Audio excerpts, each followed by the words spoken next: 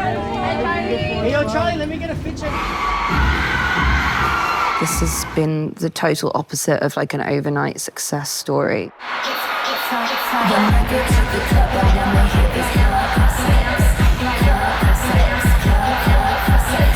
I've always been caught in this dichotomy of, am I a left field underground artist or am I supposed to be a pop star?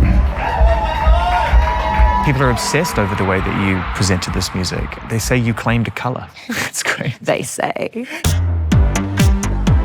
This fan base, they're hungry for us to succeed. We just have to do it for them. That's all we need to like light a fire. Best show I've ever been to! It was everything!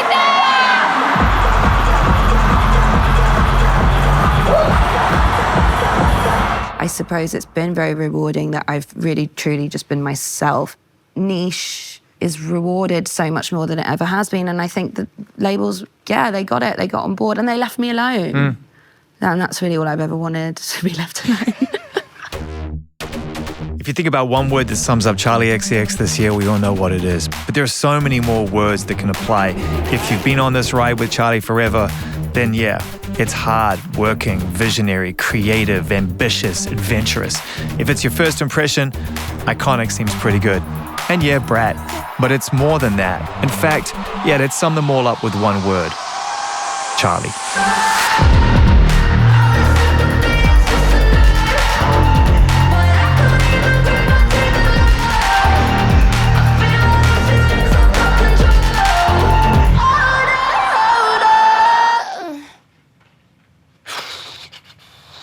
Are we going?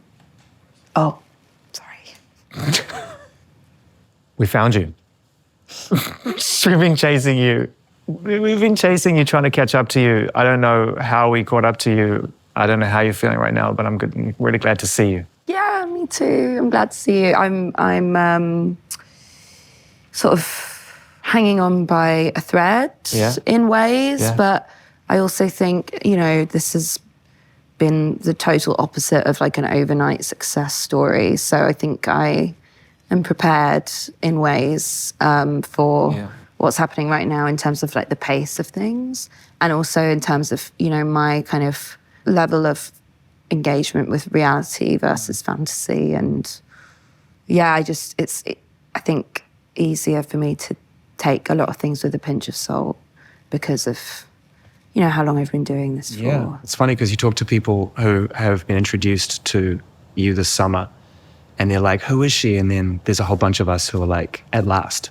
And it's sort of one or two. Yeah. You know, it's either or. And I wonder, it kind of must feel a little bit like both for you in a way, because we've known each other a long time. And I've always joked with people about, you know, the world's got to catch up to you.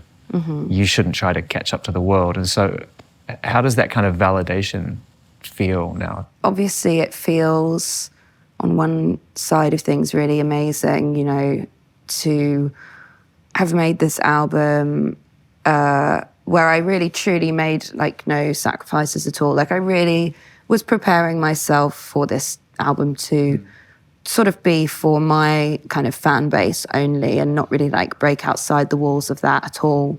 For it to feel very similar to Pop 2 in the kind of the scale of it, you know?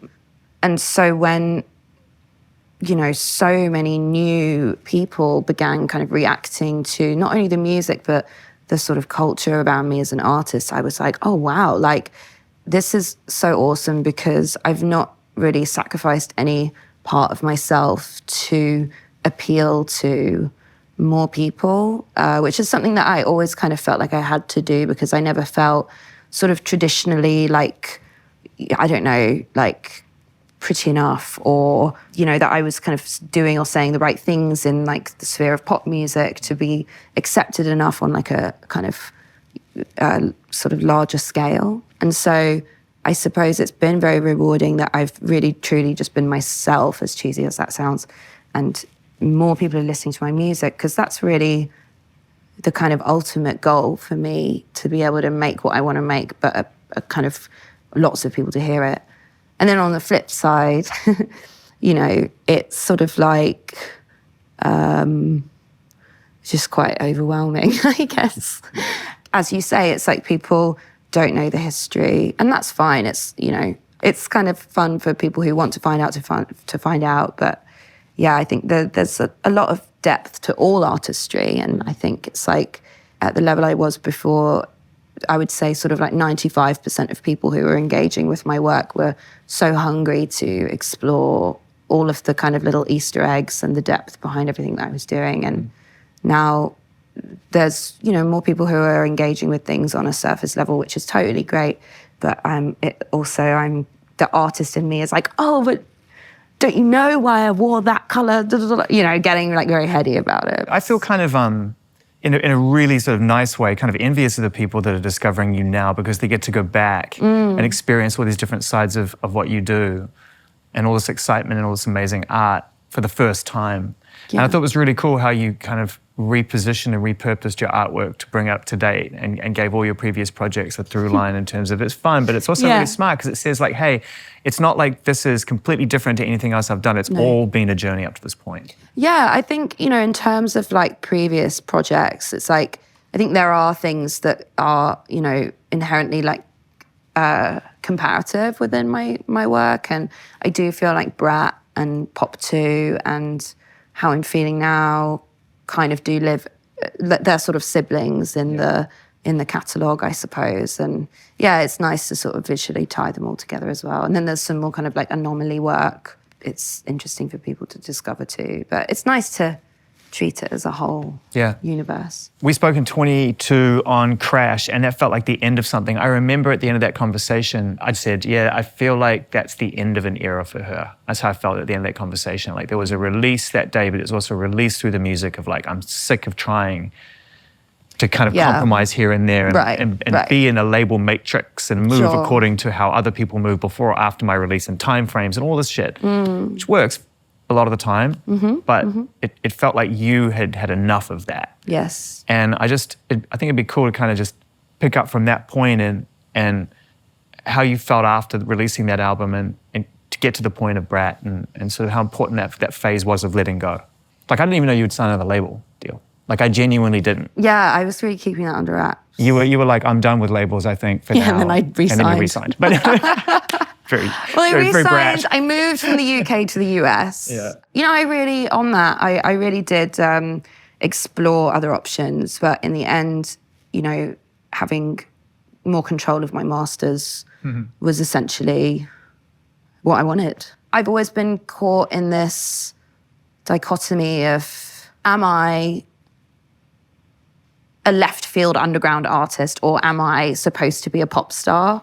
And I think Crash was me kind of like toying with the idea of like, no, I'm going to be a pop star, but also putting this protective layer of like, but it's a concept around it just in case it failed or whatever, you know? And I think artists always figure out ways to kind of protect themselves from, you know, public discourse in their own ways. And I think that was mine during that time. After that whole process, I really did just feel like, okay, you know what?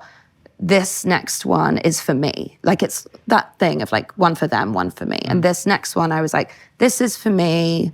I've done the like trying to be commercial thing. I've done the I'm playing the game. I've done the like I'm doing radio, whatever, you know? Yeah. And I was like, I'm just like not doing that anymore. Like I'm not built for it in the way that other people are. It doesn't bring me joy. See, I think when we were having that conversation, you'd already come to that conclusion. Not to be weird about it, but because you seemed so relieved. Yeah. It was like you were just letting all of this pressure go. Yeah.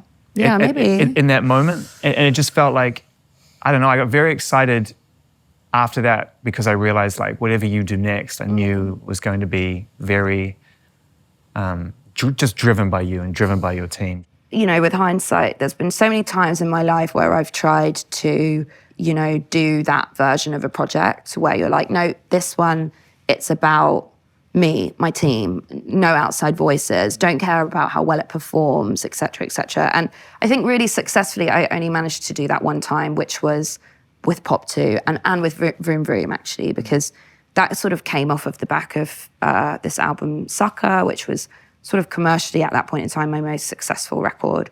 And I just didn't get any enjoyment out of it at all. I didn't feel that I would sit down and listen to some of the most successful songs from that record. I didn't particularly relate to a lot of the things that I was doing, even though I was having fun doing a lot of the things. It didn't feel like distilled version of myself. And so then I kind of like did this big sort of pendulum swing into Vroom Vroom and then into the 2 mixtapes that I made, Number One Angel and Pop 2, which really did feel like that thing of like, okay, well, I'm making this for myself and for the people who really understand me the most. And if it doesn't perform, it doesn't perform. That was your first kind of experience of sort of rejecting the established why and being like, no, there's another why over here. Yes, and it's with Sophie and it's with AG and it's like, there's a thing over here that whether it works or not, this is my why. Yeah, and I think it was at that point in time where I was like, this is equally as important and has the potential to be equally as successful in terms of scale as like the other thing that I was doing. But it's just, you have to kind of tell the story in a different way. You have to learn to market yourself and actually present it differently. Yeah, you know, that's when I felt like I really had a hardcore fan base because it was me and them.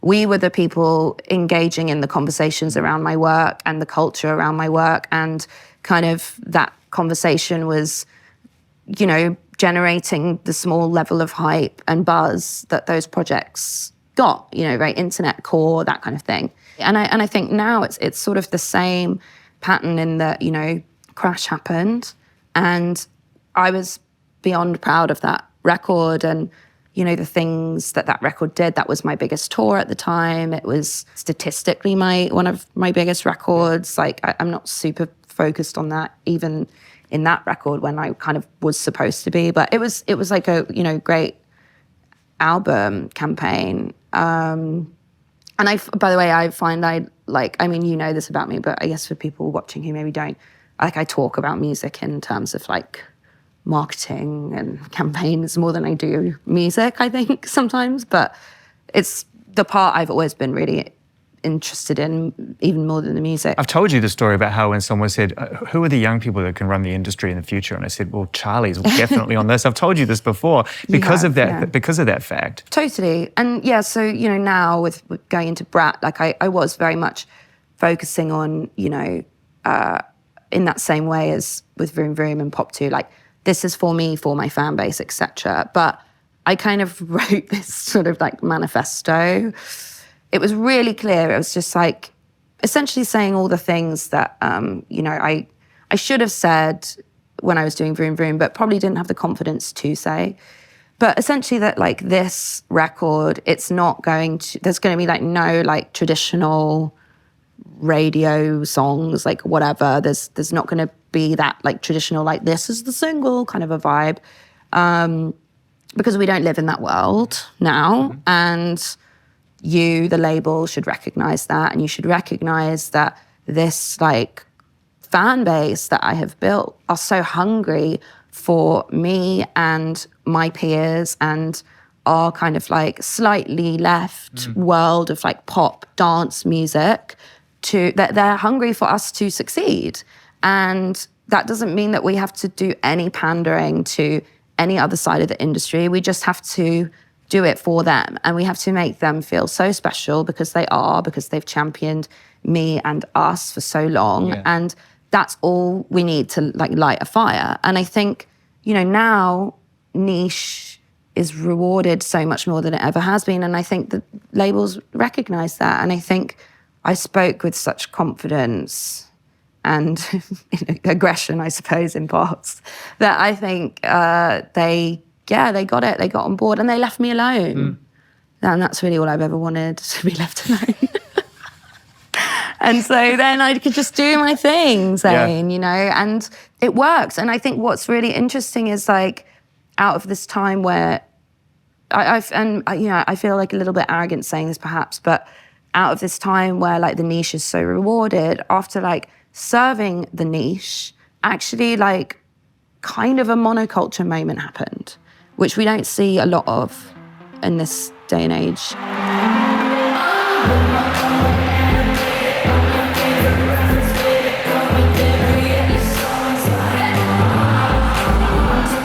People are obsessed over the way that you presented this music. They say you claimed a color.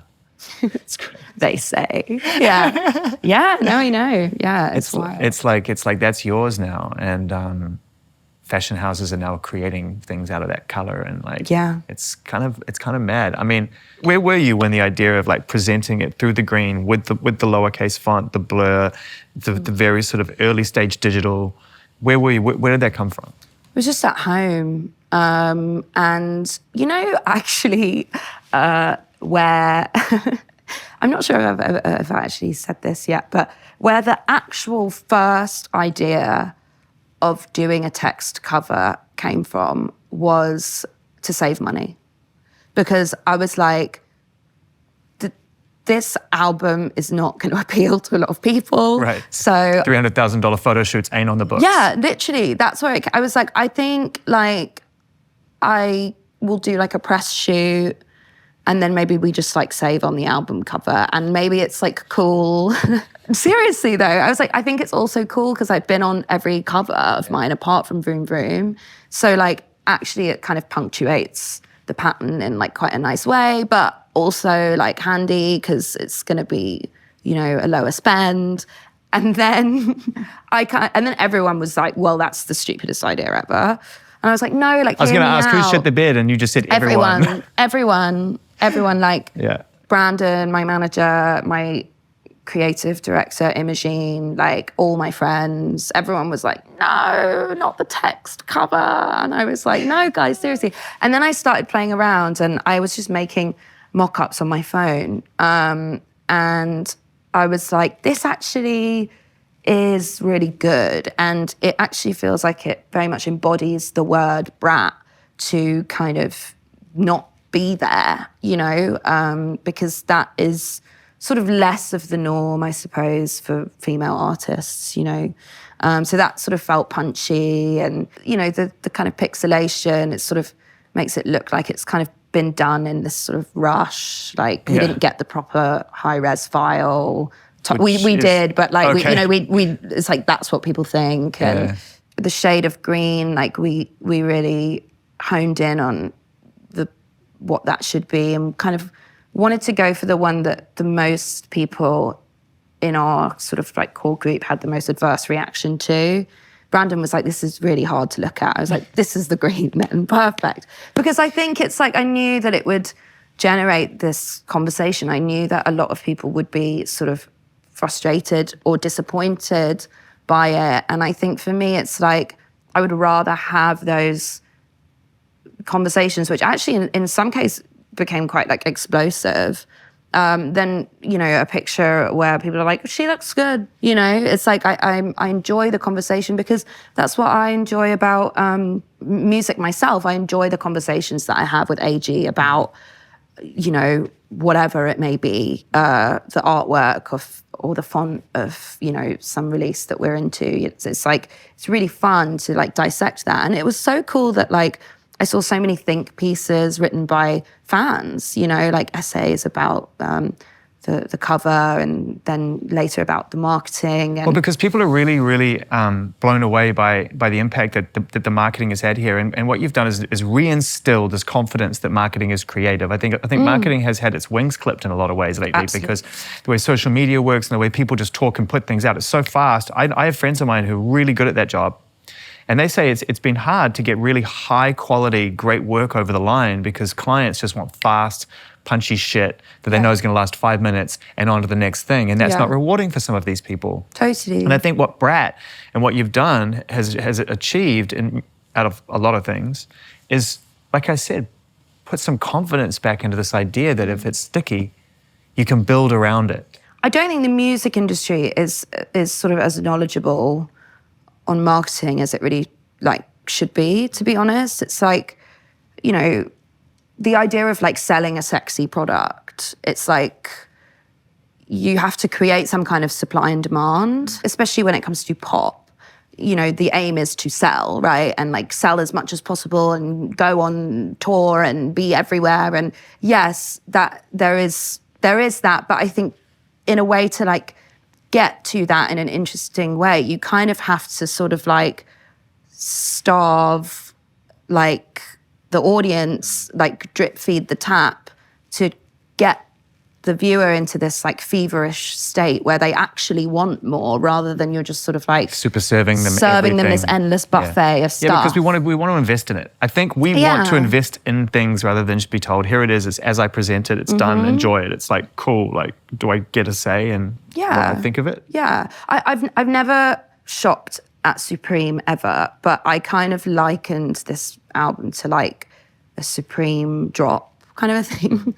Like, I've actually never even been in Supreme, but I see the lines outside. It's like, that's what you want. You know, you want there to be this kind of rubber band of desire of like, oh my God, I have to get it, I have to get it. I didn't get it. Like, is there another way for me to get it? Like, whether that be, you know, releasing really limited runs of things, whether it be, you know, the kind of like private Instagram, which I will say, like, I totally like jacked that idea from Lana Del Rey with her honeymoon account. I was like, this is amazing. Like, why aren't more people doing this? Because I remember I couldn't get in for ages. And I was like, I want to be in there. Like, it's that thing of like creating this club that, you know, feels in some way special or exclusive, but actually when you're in it, it's very open and fun. All that makes sense, and what also adds to the fun for you to be able to continue to be creative with the project, because I think a lot of times artists feel that they put something out and then they're expected to go make something else. And what's clear to me is that you've continued to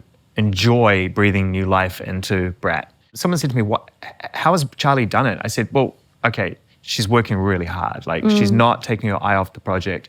Billy's doing it as well. I think you're sending a message to young artists that if you're really proud of what you create, you should feel like you can go out there and work like it's any generation or any decade. I feel so much love for this project that I don't feel like I'm doing anything against my will. Like, everything that I'm doing relating to the music, it's because I want to do it, because I love the music so much. And I also, you know, I know that I won't have this moment again in this exact same way. Right. I think, you know, the success of BRAT and the success of the marketing of BRAT is also in ways a curse. Like, I'm not going to be able to market my next album in the same way. But you'll pivot, you always do. I'll pivot, but whatever I do next will be compared. Even if the music is completely different, the scale, the way it's rolled out, the level of conversation, I'm aware that whatever comes next, this is kind of the albatross, so to speak. Probably a good thing, because, you know, when you're the #1 news story in the world because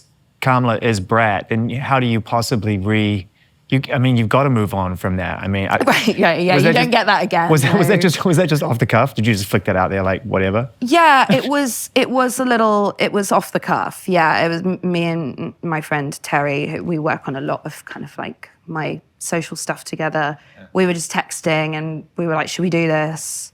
We did it. And, you know, I won't lie, like, naively, I sort of didn't actually think it would take on quite the life that it did.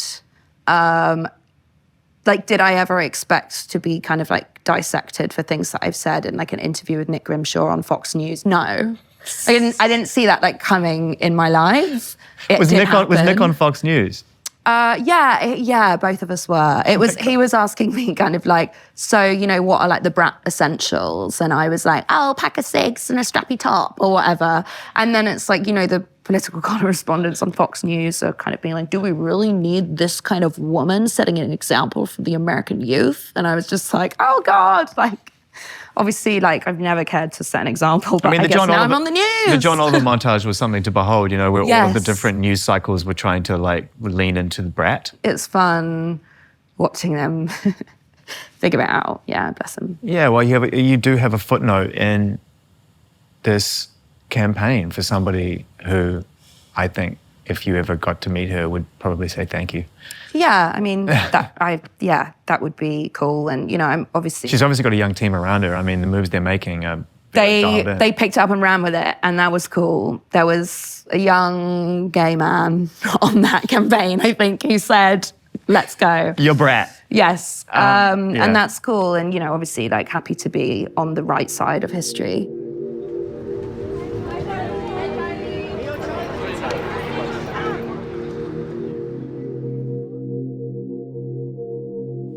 This remix project, I don't even know if I should call it that, completely different but still BRAT. Yes. It's one of the most beautiful, honest, flawless dance records I've ever heard. Thank you. Thank you. It is so, first of all, it is a club record. I don't want anyone to get this twisted. I mean, it is a modern, brilliant club record. And I know that you are genre agnostic, but do you agree that you've made a club record? Yes, yeah. I mean, I agree that the original album and the remix album, again, I don't really know if it's called that. It's a new album. Yeah, it's kind of a new album, isn't it? Yeah. It's like, yes, I agree that they're dance records. They're both very much rooted within club culture. Hence, the Boiler Room, and I mean that's where I came from. So yeah, you came from the warehouse scene in the beginning, the rave. Yes. It's kind of paying homage to that and the different sort of textures of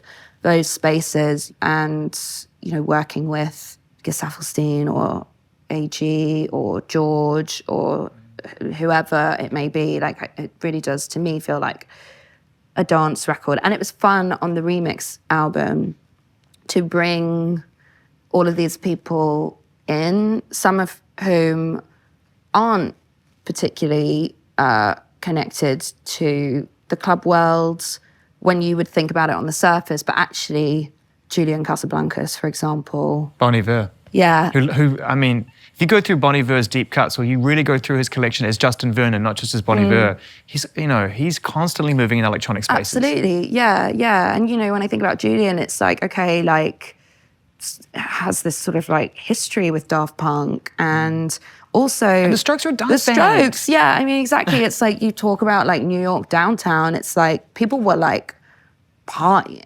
then, and really in like a hardcore way. And so I think he, of all people, like understands like how to capture that kind of an energy in a room and on a songs. It was definitely crazy pulling that all together. Yeah, the collaborators are insane. I mean, I think it might be up there with the most impressive collaboration project on paper. Thanks. Ever.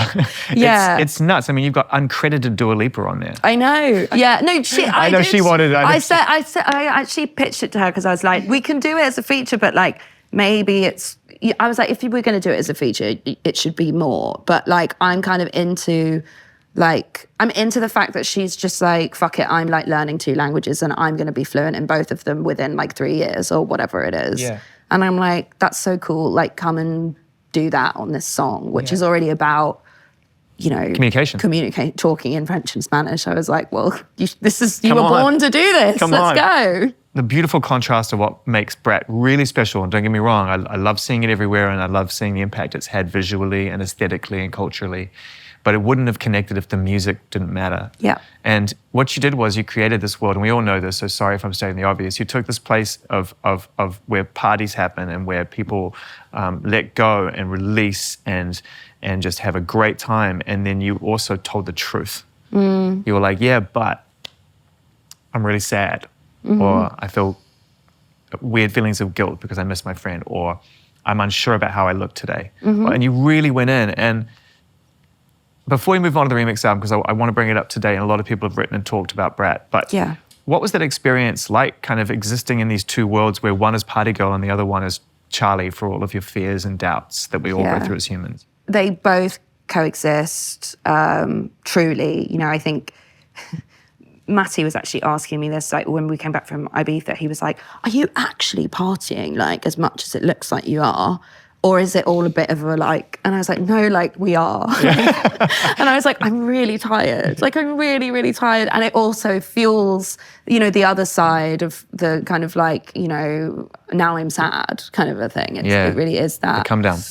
I'm actually happy that both sides of me have been so well documented, because now I do really have an excuse for any kind of like bad behavior or being sad. It's like it really is written in the history books. So you just enabled yourself? Yeah, I guess to either lose your mind or try to claim it back? Yeah, I suppose so. But no, I mean, I don't know. I think it's like we all have those 2 sides of us. I think no one is eternally happy, otherwise like happiness wouldn't exist as an emotion. Yeah, but not many artists are as honest about it as you were on this record, and you have been throughout your career, but this is really upfront, and on the remix album in particular, because it's like you realize that there was more that could be said But let's begin with So I, because the first time I heard that song on BRAT, I was so moved. You so beautifully and eloquently captured what it feels like to lose somebody and wonder what I missed. Yeah. And then on this new version, it's like now I want to celebrate the good times. And how was it getting to a point with A.G. Cook, who obviously the two of you worked closely with and loved Sophie, like many people, to be able to come to some form of therapeutic kind of realization? You know what I mean? Like a celebration. Well, you know, it's funny, and I hope Alex wouldn't mind me sort of like blowing up his spot like this, but we actually worked on both of those songs separately. So when I was working on the original, I actually started that with Easy Fun, who is also like kind of PC Music affiliated, good friend of Sophie's, and also this other producer, John Shave, who we had also worked with Sophie a lot together. And so Alex kind of came in a little later on that one, and Finn, Easy Fun, and we were very back and forth on the lyrical content of that initial song. And then on So I, the remix album version, AG had played that edit at the Boiler Room that we did in February. And I was like, I love that.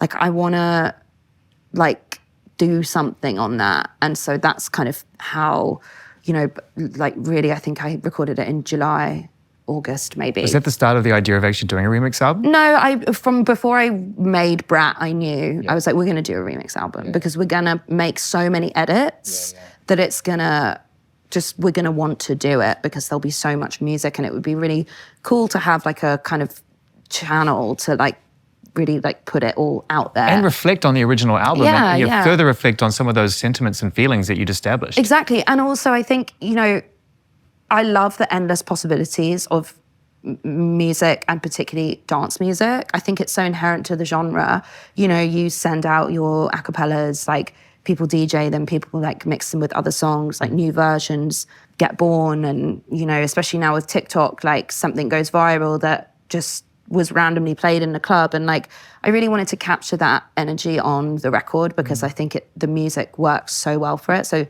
yeah, it was always the plan. But sorry, so with So I, the remix album version, AG and I, it's like, we don't like to get super deep with lyrics. You know, he's very much like, you do you, I'll do me. And that's what I love. Obviously, that sounds like a very disconnected approach, but I think the only way that we're able to do that is because we trust each other so much and we know each other's strengths and weaknesses so much that it's so easy for us to just flow back and forth between each other. And, you know, it's like, I won't lie, I think it's obviously to kind of like sit down and intricately talk about like each, you know, line for line of either of those two songs. It's very like emotional experience. It's emotional to listen to. Yeah, so I think for both of us, it's like we like to kind of just work on our, you know, in our like separate bubbles, especially with that song, at least from my perspective. And then we kind of can just like look at each other and know how we feel. I'm really proud of that song, and all of the memories are, you know, real memories. Yeah, Mulholland Drive and the birthday cake. And like, you know. It's true. We did get I just shot the video for After the After Party, which was like a 2-day nighttime shoot, and it was Sophie's birthday, like the morning that we'd finished. So they'd been partying, and it was like 6 a.m. or maybe a bit later, 8 a.m. And AG and I went to Gelson's. We got this disgusting birthday cake. With the plastic cover. Horrid, awful. It was actually like a shape of a burger. And then we drove in an Uber. Then this Uber driver was insane. And I mean, we really thought that we were going to go off the edge. And then, it was just a very like, we were so delirious from being awake for 2 days. And then we kind of like get to this party where people have been partying all night, and we've got this like Grace birthday cake. And it's really cool. It's beautifully painted. You've really captured it, and it's emotional to hear you tell these stories. And the fact that you do it so fast makes you really lean in and want to listen more carefully because you're going so quick. I'm like, I really want to hear every one of these stories. I've listened 5 times, you know, and like the DJ set with Twiggy and how nervous she was and how sweet She was so how sweet she was, nervous. Sophie was. Yeah, And, like, yeah. and it's rare when somebody's willing to pull back the curtains on these experiences and feel okay to share them, even in Yeah. tribute. Well, you know, I kind of learned that actually from watching the 1975 on tour, like obviously being with George, I'm like going to their shows a lot. And I just remember this line, selling petrol or whatever. And that moment in the crowd like goes off. No one knows who the fuck Danny is, but you know, it's one of their like old like childhood friends. But I always, that moment in the show always really fascinated me because I'm like, oh, it's like the crowd, the audience really responds to these super specific personal references because it kind of is like a window into, you know, the artist's life. I feel like all like, you know, the sad boys like Young Lean, Blade, they do that a lot, like these super like interpersonal references about, you know, their friends, their Something to do with lives. isolation, I think, as Yeah. well. A lot of that comes from sort of being removed, either internally or externally, geographically removed from things that, yeah. you know, you feel the need to I always say this about Australian music, like especially rock and roll from the 90s and 2000s. It really, it built romance around the banality of suburban life. Right. And I wanted to know about, I really want to go to the corner store where you got that pint of milk. Yeah. In the middle Yes. of nowhere. Yeah, totally. You know, exactly. it welcomes you in. And then on the flip side of that, you've got Might Say Something Stupid, the remix, right, with Maddie, which is, I don't think anyone listening to this who knows the 1975, loves the 1975, recognizes the roller coaster Maddie's been on, in particular on that last tour, through that cycle, is going to ignore the pertinence of him being on that particular song at this Yeah. moment in time. Yeah. Can you tell us a little bit about that decision, how that was to work with him? Because there's some really moving lines in there, some really sort of quite eye-opening lines in there from him. Yeah, and I really wanted him to do the song. He's like my brother now. You know, it's like, and I hope he wouldn't mind me saying this, but it's like, I have like endless amount of respect for him as a songwriter and him as a person, but I sometimes want to strangle him, you know? And, you know, even before being with George, you know, like years and years ago, I've always been such a fan of their work. He's thinking like of the way everything is digested in terms of, you know, their work, their artwork, their font, their videos, their everything. It's very, very holistic. Do you think it was hard to say on his behalf, but did he recognize the opportunity to go on there and just be honest from his perspective? We haven't heard from him for a while. I mean, I can't speak on his behalf at all, but I mean, all I'll say from my perspective in terms of that show is like, I just really enjoy people who, you know, take a risk in terms of what they're like putting out there artistically. And I think, you know, that show is a little divisive, but I think great art is divisive.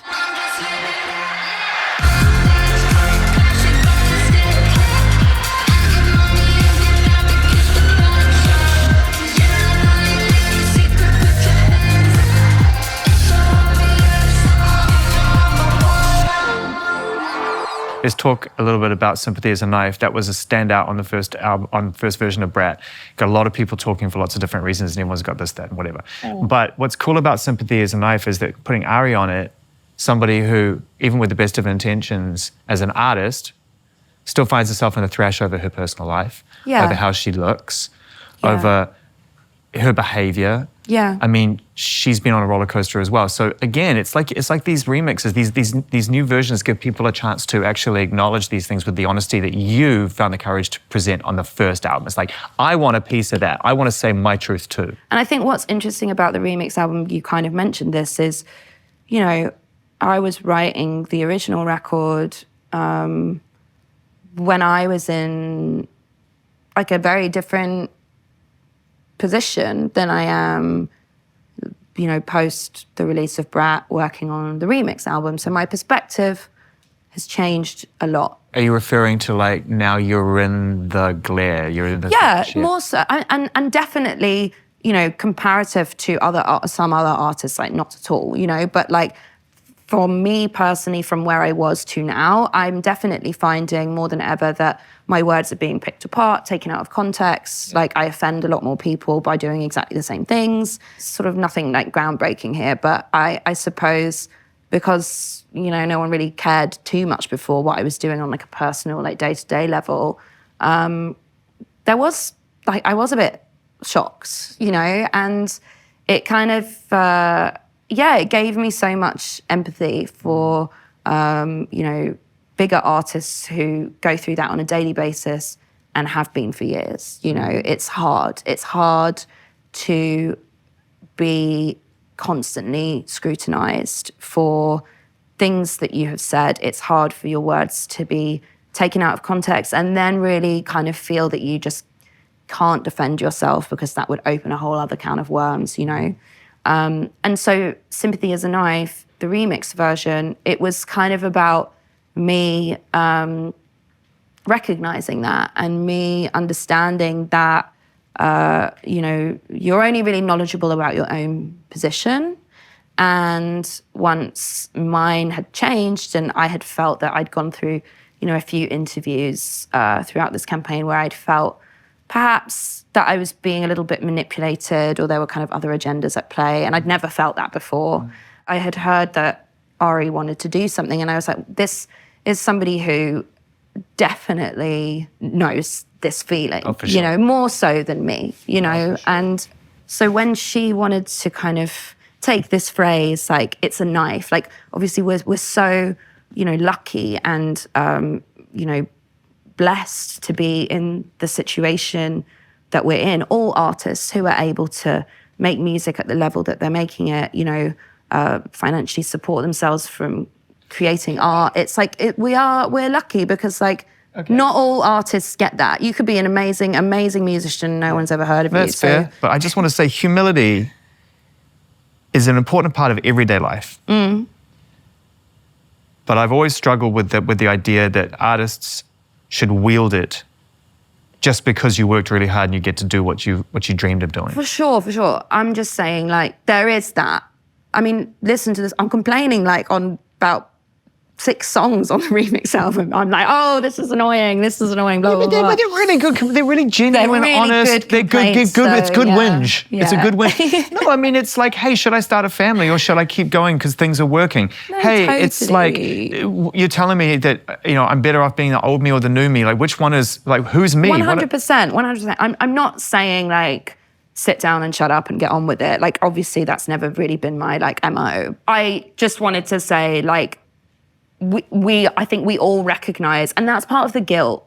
That's part of the guilt complex. You know, we all recognize that it's great that we're in this position, getting to do the things that we're doing, like getting to, like, sit in this room, like at this hotel, like la la la la la. We get it. Like, we're all very, like, aware that that is, you know, not the norm, you know. But on the flip side, I think this life comes with things that are sort of unimaginable until you're in it. Yeah. You know? Yeah. And hard to deal with. Yeah, the most sensitive souls are often the ones who choose to create art and express themselves through that medium, create the magic, share it, make our lives better. That ultimately leads to some success. Success leads to a lot of attention. Attention is not great for sensitive people.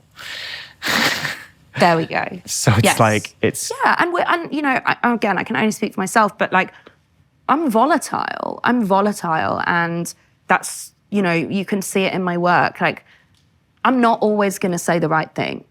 But, you know, I doubt every single person watching this has not ever fucked up once in their life. Like, everyone fucks up. Yeah. Everyone says dumb shit. Everyone does dumb shit. Everybody hurts people. Yeah. Even maybe you don't realize it. But that's life. That's human. And even the people that I'm sort of talking about on the remix version of Sympathy as a Knife, whether it be, you know, the friends who sort of make me feel like I'm being, I don't know, pressed down because of their opinions, or the, you know, journalists who I feel have, you know, duped me or whatever. Everyone, they probably feel that way about somebody else. Like, it's all this vicious cycle. But if you can be honest about that, then but you're being equally, if not more, honest about yourself.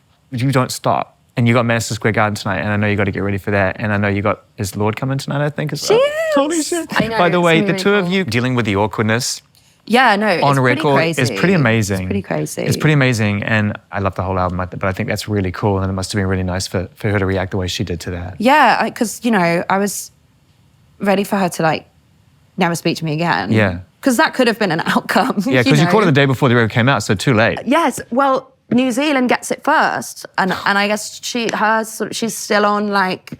Did you realize that? App. Oh my God, so you were like, oh my God, I've got to make this call now. Yes, but I was like, I've got to tell you about this song. And she was like, yeah, I've heard it. I was like, how have you heard it? It's not out I was till already tomorrow. out. But because she's got like the New Zealand Did she know it was about her? apps, Did she pick up on it? she was like, I can guess which one it is.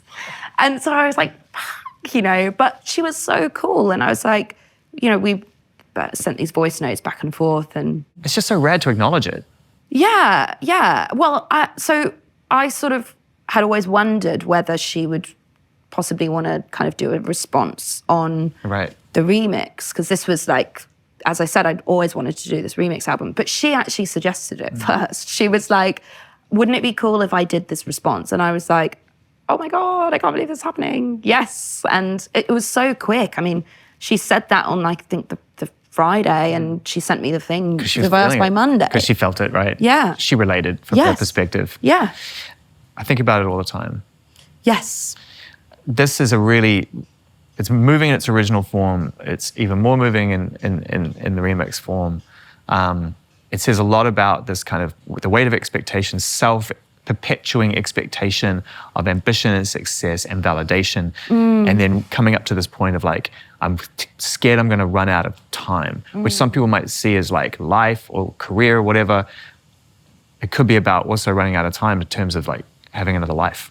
Yeah. Right? And actually and building something. And how did it feel to write that, acknowledge it, the courage to release it, knowing that it tells a very honest, true story about those two parallel things that are constantly vying for your attention? Absolutely. I wasn't super worried about the response, because I played it to a couple of my friends who, sort of similar age, maybe a little older than me, in long-term relationships, haven't even thought about like kids or, are very like careerists, and they were like, yeah, I like totally get this, like, and found it very emotional. And I was like, oh, that's cool.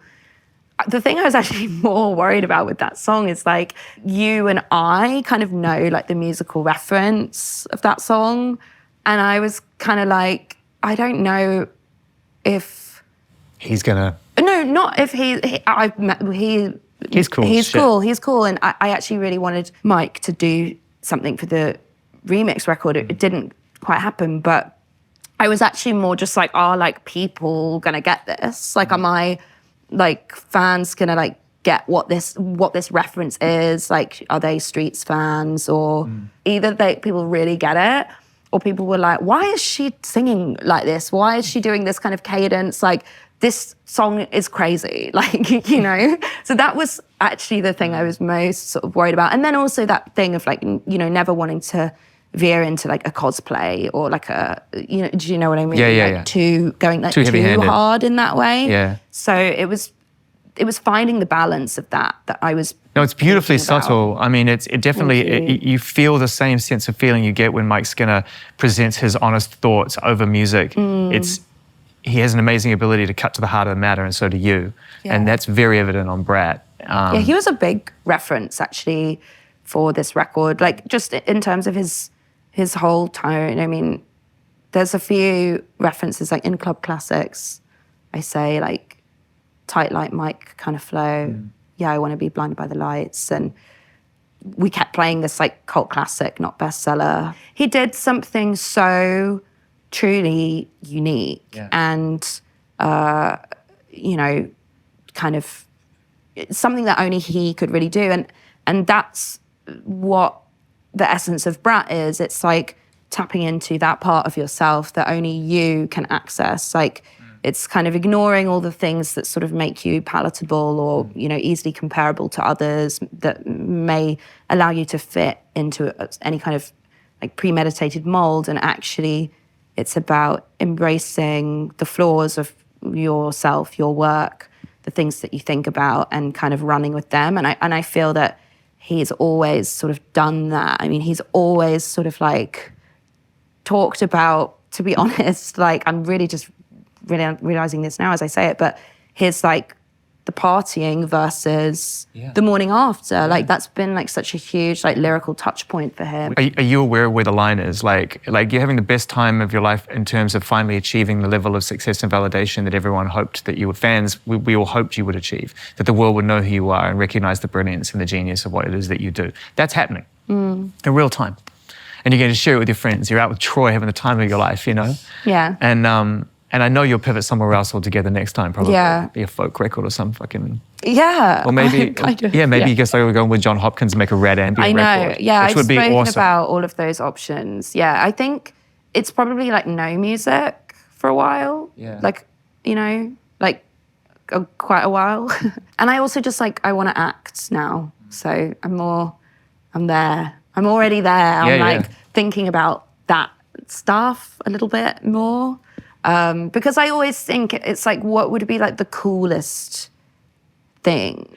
You know, it's like when we got Chloe Sevigny in the 360 video, I like really like never in a million years thought that she would say yes, because she's like the coolest woman in the world, you know? And so now I'm just kind of like, okay, like if Chloe was a musician and she was making like BRAT, like what would she do? Like, I don't think I mean, I could be wrong, but I feel like she wouldn't be like, I'm making another record, bitch. Yeah, yeah. I feel like she'd go and like... Do something different. Do something else. So I'm like, that's cool. What would Chloe do? You know? Every girl asks that question, trust me. Addison's asking it, I'm asking it. Like, she's the best. It's been really great to see you in this brief window of time in the middle of all of this thrash. This will live forever. So it's awesome that you gave us so much honesty and thought and just reflected on this time. Thank you. And thanks for wanting to do this with me. I always watch these. You know, I do. I know. I always watch these and I've always wanted to do one. So thank you. Well, thank you. It's been really awesome. And whatever comes next, I can't wait to talk to you again and see you again and just watch it all unfold. It's what an adventure. Thanks. Yeah. Thank you.